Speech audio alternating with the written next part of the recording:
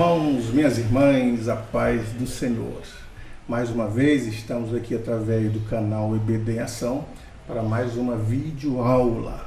Hoje nós vamos falar da lição de número 5, que ela será estudada no dia 2 de fevereiro de 2025. O tema desta lição é Jesus é Deus. E o texto áureo está em João 1:1. No princípio era o Verbo, e o Verbo estava com Deus, e o Verbo era Deus. A verdade prática, a divindade de Jesus está muito clara e direta na Bíblia, além de ser revelada no seu ministério terreno, na manifestação dos seus atributos e obras divinas. Então nós estamos aqui para comentar a lição de número 5 sobre Jesus é Deus, a divindade do nosso Senhor Jesus Cristo. Estamos aqui num cenário improvisado, não é o de costume por causa de algumas atribuições em relação à saúde, mas não vamos deixar de trazer subsídios para os nossos alunos e os nossos professores que seguem o nosso canal EBD em Ação. E comigo aqui para comentar juntamente conosco esta lição de Jesus é Deus, o nosso professor, o evangelista irmão Wesley Rodolfo. A paz do Senhor, irmão Wesley. Paz do Senhor, pastor Gisiel, a paz do Senhor, assinantes do canal EBD em Ação. Estamos aqui para mais uma lição, como o senhor muito bem informou, em um cenário um pouco diferente, mas aqui com todo carinho para poder oferecer aí aos nossos irmãos assinantes um subsídio da Escola Bíblica Dominical da lição 5, onde nós reafirmaremos aquele dogma cristão da plena divindade de Jesus Cristo e dizer que essa divindade é plena, é de suma importância, principalmente para essa lição. Então, Wesley, hoje uma lição importante, falando sobre a divindade de Jesus, até porque diversas heresias ao longo dos séculos da história do cristianismo tentaram dizer que Jesus não era divino, simplesmente mostrando ele como humano, ou simplesmente alguns como uma parte angélica, como um anjo, ou como um profeta, como foi tantos outros profetas. Mas claramente na história do cristianismo e na Bíblia a gente observa sim a divindade do Senhor Jesus Cristo, não é? Exatamente. Nós podemos observar não só no Novo, mas já desde o Antigo Testamento a afirmação de que aquele que viria em nome do Senhor, ele seria sim Deus, como é Deus.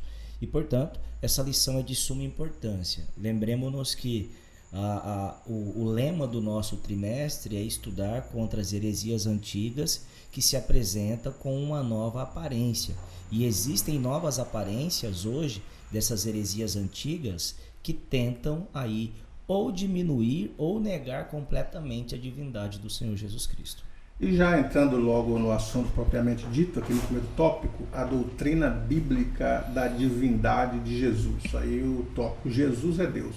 Logo no Antigo Testamento, aliás, no Novo Testamento, João já dá a largada no seu evangelho, no capítulo 1, versículo 1, dizendo, o Verbo se fez carne, falando da divindade de Jesus, que sobre a divindade dele, veio a natureza humana, o Verbo se fez carne. Já na largada, João já fala isso, que é muito estudado nos institutos, nas faculdades, seminários teológicos, sobre o Logos, a palavra Logos ali, tão famosa em 1 João, que todos os acadêmicos gostam de estudar sobre o Logos.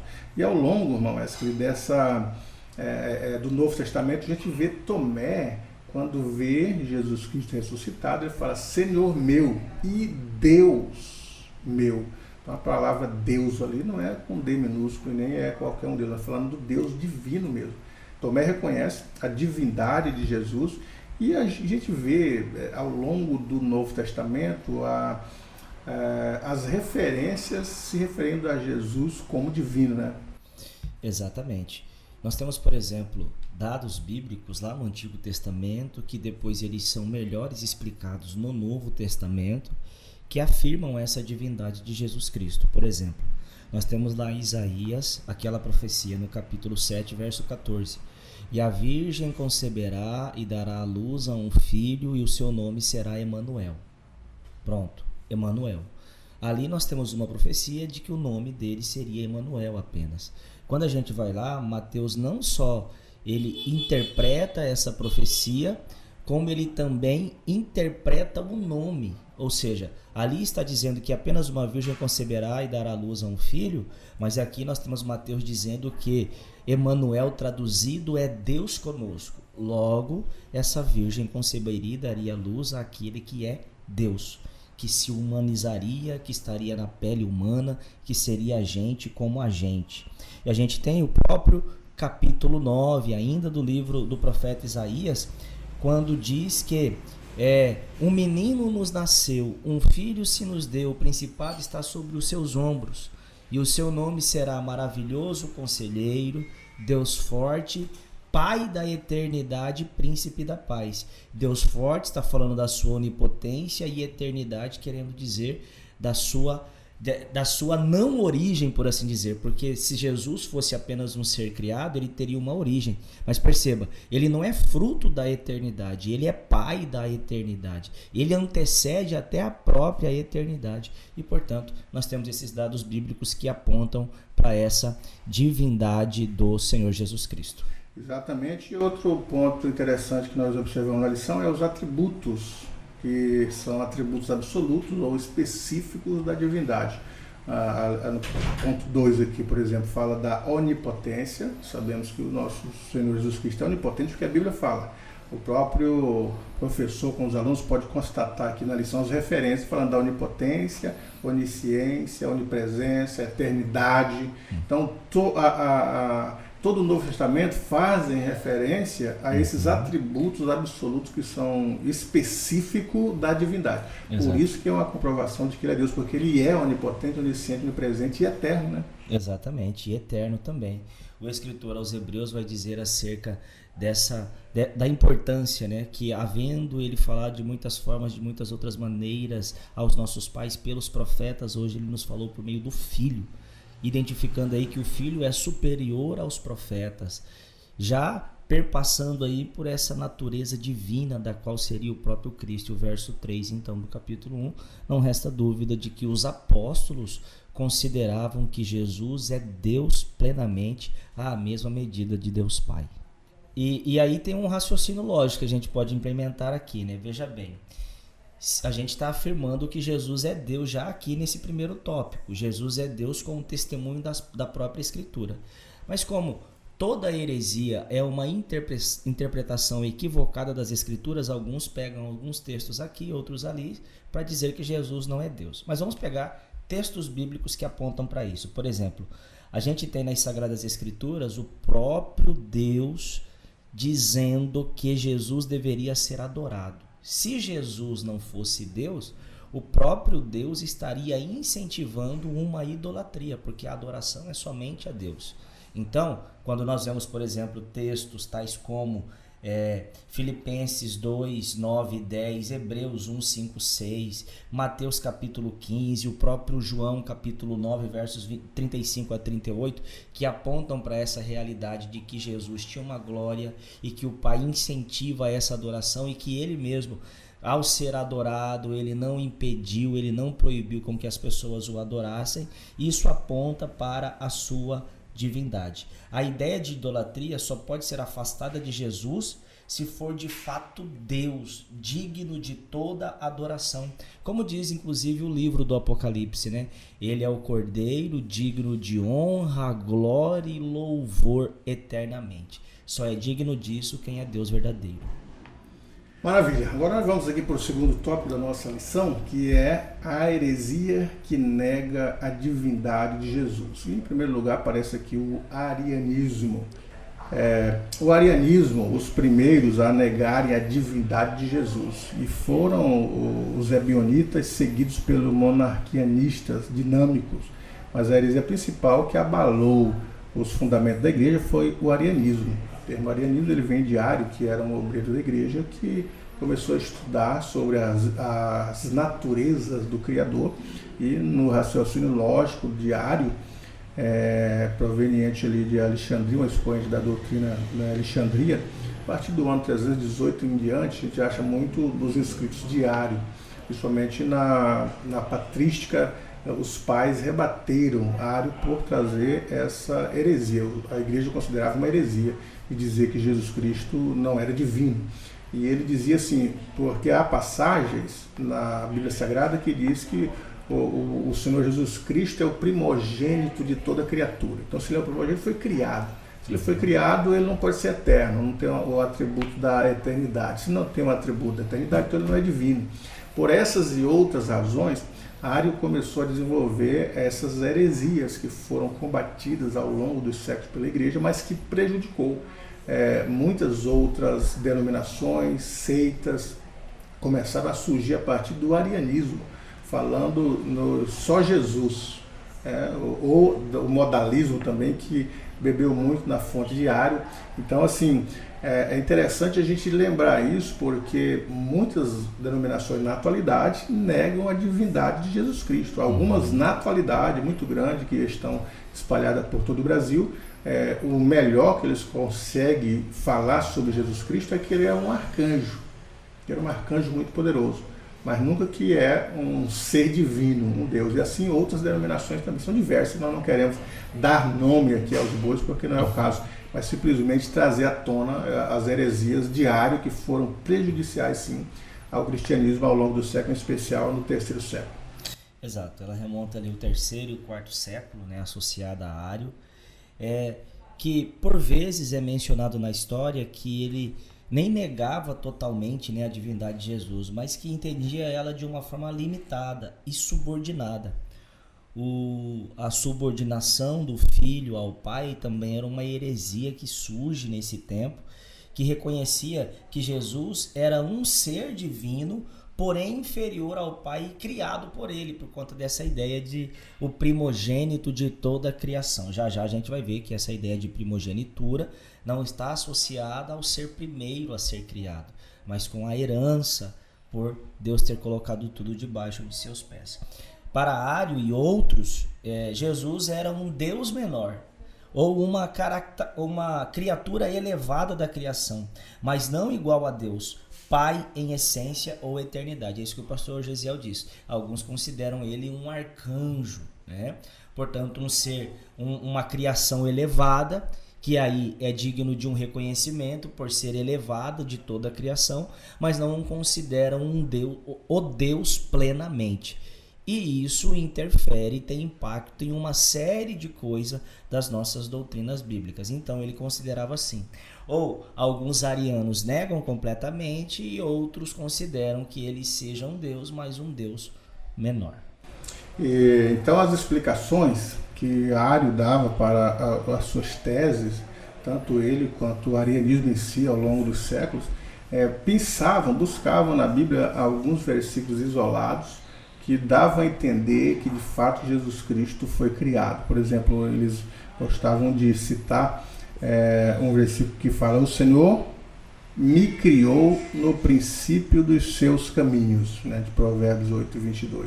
O Senhor me criou, então ele é criado, falar do verbo criar, né? Eles de fato não debruçavam sobre a língua original, a etimologia da palavra, para a palavra criar. O verbo criar, que desde Gênesis aparece, já é um enigma, uns paradigmas para aqueles que estudam a língua. Outra referência também que Ário sustentava nas suas argumentações é Colossenses capítulo 1, versículo 15, o qual é imagem do Deus invisível, o primogênito de toda a criação. Então dizia, Jesus não pode ser Deus, ele é o primogênito de toda a criatura, e ele como primogênito, o primeiro a ser criado, então ele não é divino. Houve um tempo em que Jesus não existia, era o argumento de Ário, quando interrogado sobre as suas argumentações e as bases bíblicas, eles citavam esses versos. Então outra passagem favorita era: e a vida eterna é esta, que conheçam a ti só, por único Deus verdadeiro. Aí depois, e a Jesus Cristo a quem enviaste. Então dizia, o único Deus verdadeiro é Jeová, é o Pai. E Jesus Cristo é enviado, que não é um Deus, é só uma criatura, alguém criado. Então, por essas e outras razões, Ário confundiu a cabeça de muitos irmãos menos desavisados, seus postulados, seus escritos, negando a divindade, como eu disse a princípio, gerou diversos entendimentos em diversas denominações, que hoje muda a embalagem, mas o produto continua sendo o mesmo, negar a divindade de Jesus Cristo. Exatamente, e na verdade ele distorcia o texto, né? Como diz aquela máxima, texto sem contexto é pretexto para heresia. Esse texto, por exemplo, que eles utilizam, né? As explicações, por exemplo, do arianismo. Primeiro, a gente tem, por conta disso, Ario foi aquele por quem movimentou-se para que houvesse ali um concílio. E esse concílio acontece em Nicéia, em 325 depois de Cristo. O concílio foi convocado pelo imperador romano Constantino, que queria unificar o império sobre o cristianismo e viu a necessidade de resolver essa controvérsia teológica. Então perceba que isso não foi café pequeno ao longo da história. O concílio foi organizado para que pudesse resolver essa situação. Aí o Ario foi considerado um herege, enfim, mas a heresia dele, ele foi considerado herege, mas a heresia dele não parou lá no quarto século, né? Ela perpassou, exatamente. E aí nós vemos ele interpretando alguns textos de forma errada, né? Por exemplo, Provérbios 8:22. Esse texto não fala diretamente do Filho de Deus, está fazendo uma assimilação com a sabedoria, né? Mas da sabedoria que estava com Deus desde o princípio, e obviamente a sabedoria é um atributo eterno de Deus, logo ela não pode ter sido criada também em um momento da história. Por exemplo, em um momento da história Deus não era sábio, aí ele teve que criar a sabedoria e se vestir de sabedoria. Não, os atributos de Deus, que é a onisciência, de onde emana a sua sabedoria, é eterno junto com Deus eterno.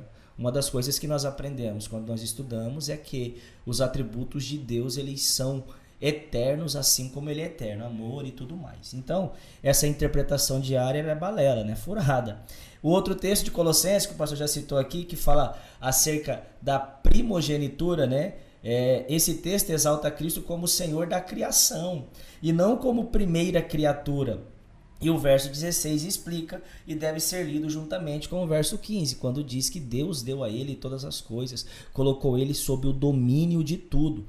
Primogenitura, quando a Bíblia diz que Jesus é o primogênito dentre os mortos, não está relacionado com a criação, porque a primogenitura não estava relacionada só com o primeiro a nascer, estava relacionado também com a herança. E ele é primogênito no sentido de ter herdado tudo isso. E, portanto, ele é o herdeiro de todas as coisas.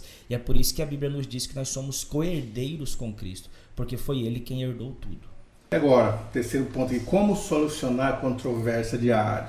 Por ele dizer assim que o Cristo foi criado e citar os versículos, né? Que fala que ele é o primogênito de toda a criação.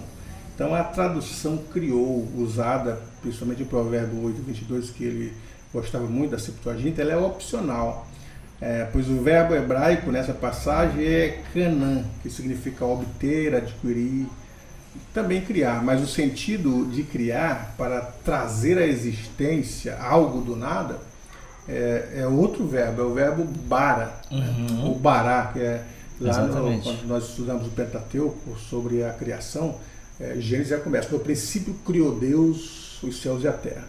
Então ali a palavra criar, criou, criar é bara, criar do nada. Bereshit, que é no princípio, bara Elohim. Bereshit bara Elohim. No princípio criou Deus. Então ele cria do nada, chama as coisas à existência. Haja luz, houve luz. Apareça a porção seca, ela apareceu. E ele criou tudo chamando à existência. Agora, Jesus não foi criado assim, ele não foi chamado à existência, ele já existia.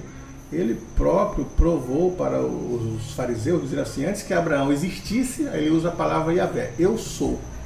Eu sou a mesma palavra que o Senhor Deus disse para Moisés. Eu sou me enviou, e eu sou é o tetragrama, é impronunciável, YHWH. Então aparece ali no grego, quando fala antes que Abraão existisse, eu sou, ele está usando o tetragrama, está falando que ele é divino. Por isso a razão dos judeus pegarem pedra para apedrejá-lo, porque dizia, blasfemou, só existe um Deus, e agora ele está se fazendo de Deus. Então, o bara é criado do nada, mas aqui, o primogênito da criação, criado, o primeiro a ser criado, ele não está falando de criar do nada, mas está falando ali de excelência, de primogênito no sentido de excelência da criação. as melhores obras da criação. Quem são? Primeiro, Cristo, Jesus. Então ele está falando de excelência, o verbo encarnado, a primazia ou preeminência, conforme Colossenses, né? Colossenses 1:18, 1:15, 1:18 fala disso, né? O primogênito de toda criatura, a preeminência, a primazia, né? Conhecer a Deus é o mesmo que conhecer Jesus. Quando o Felipe disse, né, que queria conhecer o Pai, ele disse assim: estou há tanto tempo convosco que você não me conhece, Felipe. Quem me vê a mim, vê o Pai. Ele mesmo dá essa assertiva, né, que ele e o Pai somos um. Então, assim, tem mais elementos bíblicos para comprovar a divindade de Jesus do que para provar o contrário, do que negar a divindade de Jesus, né? Exatamente. Então, todos esses textos aí são interpretados equivocadamente pelos remonstrantes diário, né? Então, nós temos aí já a bela explicação do pastor Gesiel com relação a esses textos todos. O terceiro tópico, implicações do arianismo na atualidade. Aí agora aqui o professor, o pastor Ezequiel vai dar nome aos bois, né, irmãos? Uhum. A tradução do Novo Mundo, já sabe de quem que é a tradução do Novo Mundo? Dos Testemunhos de Jeová. Uhum. A exemplo do arianismo, há um movimento religioso que usa a Bíblia fora do contexto por meio de uma versão exclusiva das Escrituras, denominada de tradução do Novo Mundo. Então trata-se de uma versão tendenciosa. Veja alguns exemplos de suas falsificações, e a palavra era um Deus. Por exemplo, em João 1:1, no original, a carta de João, o Evangelho de João fala: no princípio criou Deus. Aliás, no princípio era o verbo e o verbo era Deus. Mas eles traduziram: no princípio era o verbo era um Deus. Então eles acrescentaram, fizeram ali um acréscimo que não há em nenhuma das traduções originais para outras línguas. São diversas as denominações, os pentecostais, os católicos, os tradicionais, as igrejas históricas, todas elas usam traduções da Bíblia. E nenhuma delas tem esse acréscimo. A única e exclusiva denominação que faz esse acréscimo na sua própria Bíblia, para a Bíblia se adequar aos seus próprios entendimentos, como fazia o arianismo, é as Testemunhas de Jeová. Uhum. Essa tradução reinterpreta alguns versículos, né, para negar a plena divindade de Jesus. Perceba que aqui a tradução do Novo Mundo não está negando que Jesus seja divino, mas ela está considerando que Jesus seja um Deus que tem ali em certa medida uma divindade, mas que não é Deus plenamente. E é por isso que ela coloca ali um artigo indefinido, né? Um Deus. Porque se eu coloco que ele é um Deus, significa dizer que existem vários à mesma medida e que ele não tem ali aquele artigo indefinido de o Deus Todo-Poderoso. Então, esse sutil erro, essa sutil acréscimo vem aí então a negar a divindade plena de Jesus Cristo. Mas a grande verdade o que a gente já considerou aqui inicialmente, é que Jesus ele não é simplesmente um Deus, ou um Deus menor, ou 50% Deus e 50% homem, como foi uma outra interpretação. A ideia é que Jesus é plenamente Deus, como Paulo disse, né? Paulo disse que em Jesus habita corporalmente toda a plenitude da divindade. Paulo poderia só ter dito que habita toda a divindade corporalmente em Jesus e estaria resolvido. Mas ele enfatiza, habita corporal e plenamente em Jesus Cristo toda a plenitude da divindade. Então, isso aponta que Jesus é simplesmente Deus verdadeiro, à mesma medida e na mesma substância do Pai. E exatamente, essa tradução, quando fala assim que no princípio era o verbo era um Deus, ainda coloca Deus, se referindo a Jesus, com D minúsculo, para dizer que ele é, assim como diversos outros deuses falsos, que usa a letra minúscula, e o verdadeiro Deus é Jeová. Mas na Bíblia original, no grego original, está Deus com letra maiúscula. Eles erraram nessa tradução e erraram tendenciosamente, né? Uhum. E em outras passagens também, quando eles acrescentam preposição, como o pastor coloca aqui, do nosso Deus e do Salvador Jesus Cristo, mudaram o texto sagrado acrescentando um do, onde não existe no texto grego, para desvincular a divindade de Jesus Cristo. Então fizeram isso tendenciosamente E a intenção é confundir e apoiar os seus próprios caprichos, que são heresias, não deixam de ser heresias. Ponto 2 do nosso terceiro tópico é os movimentos orientais. Nenhum deles reconhece a divindade de Jesus. E para os panteístas, monistas, não existe a trindade e nem Jesus. O movimento Hare Krishna, por exemplo, nega a divindade de Jesus e nem acredita que ele seja o Salvador, pois vê o Senhor Jesus como um mero guia espiritual e uma das inúmeras encarnações do Krishna. Então a gente vê também em outras denominações, como ele está citando aqui, o budismo não reconhece Jesus Cristo, o budismo só fala de Buda e a salvação é através da perfeição da mente. Hare Krishna e o islamismo também não reconhece Jesus, e o mais que eles conseguem falar de Jesus, versar alguma coisa sobre Jesus, é que ele era um profeta, né? Ou como alguns da Índia chegam a dizer que ele era apenas mais um guru que surgiu como tantos outros gurus. E os filósofos dizem que ele era mais um filósofo, como tantos outros filósofos. Então assim negam a divindade de Jesus. Mas nós estamos aqui provando pela Sagrada Escritura e pelo cristianismo que Jesus leva essa categoria de divino e Deus Pai, ou Deus Filho. Deus Filho. Exatamente. Essas religiões, tais como a budista, a hindu, o novo movimento Hare Krishna, enfim. Nessas religiões, Jesus é considerado apenas um mestre moral, né? Algo tal como foi Gandhi, tal como foi outros grandes líderes aí, de outras religiões, enfim. Mas não mais do que isso. Alguém que deve ser considerado, alguém que deve, por exemplo, ter uma filosofia refinada de ensino e de vida, né? Que aquelas máximas, né, que colocam Jesus como um homem mais importante do mundo, mas nada além disso. Mas a grande verdade é, como o pastor Gesiel disse, que eles nunca consideram Jesus como Deus Filho, Salvador do mundo e Senhor sobre todos. Porque se considerar Jesus como Deus Filho e Senhor sobre todos, eles têm que estar debaixo do senhorio de Cristo, e isso exige certas renúncias, né? Isso, e também outros grupos, né? Que também o pastor fala de outros grupos. Fala Jesus do Alcorão é um mero mensageiro, não é reconhecido como Deus, nem como Filho de Deus, nem como Salvador, nem morreu e nem ressuscitou. As religiões reencarnacionistas recusam a deidade absoluta de Jesus, a sua ressurreição dentre os mortos, e não reconhecem a sua singularidade.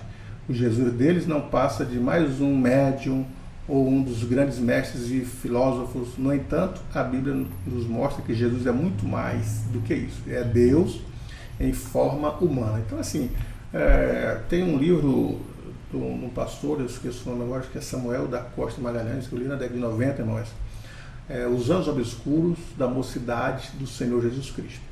E eles mostram que alguns gurus acreditam que o que ele fez dos 12 anos aos 33, que a Bíblia silencia. A Bíblia começa a relatar sobre Jesus até os 12 anos, quando ele esteve com os doutores. Depois a Bíblia silencia, não fala mais. E ele aparece aproximadamente com 30 anos depois. E esse intervalo de 12 a 30. Então os gurus acham que ele foi para a Índia, aprendeu a se tornar um guru, a se tornar um mestre, a fazer milagres. Então é mais um guru. É assim que as demais denominações, os demais grupos pelo qual o pastor aborda aqui veem Jesus, alguns como mais um filósofo, mais um grande líder religioso. Mas a Bíblia apresenta Jesus de fato como Deus único, Deus verdadeiro, divino. É claro que sobre ele repousam as duas naturezas, a natureza divina e a natureza humana acrescida sobre a natureza divina. Então ele tinha duas naturezas. Eu acredito que nós vamos tratar disso ainda, né, mas sobre as naturezas do Criador. Exato. O islamismo, muito embora alguns os consideram distante, né, mas a grande verdade é que ela já se tornou uma das maiores religiões do mundo. Provavelmente já está em segundo lugar, a segunda maior religião do mundo. E ela considera Jesus apenas um profeta de Alá, que nem é filho de Alá e, portanto, é menor do que o próprio Alá.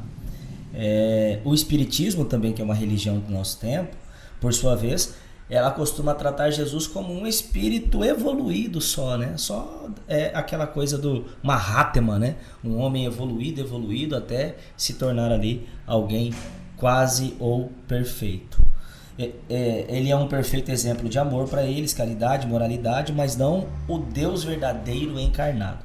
Agora, o que é interessante é que todos querem, de alguma maneira, utilizar o nome de Jesus ou a pessoa de Jesus, mas não dando-lhe a glória que lhe é devida. Jesus é mestre, ele é ali um bom exemplo a ser seguido, mas nós não podemos esquecer que, antes de tudo, ele é Deus verdadeiro plenamente. Então, não basta apenas mencionar o nome de Jesus, mas não considerar toda a sua natureza divina e plenamente divina, torna-se um erro grotesco e perigoso para a fé e para a salvação.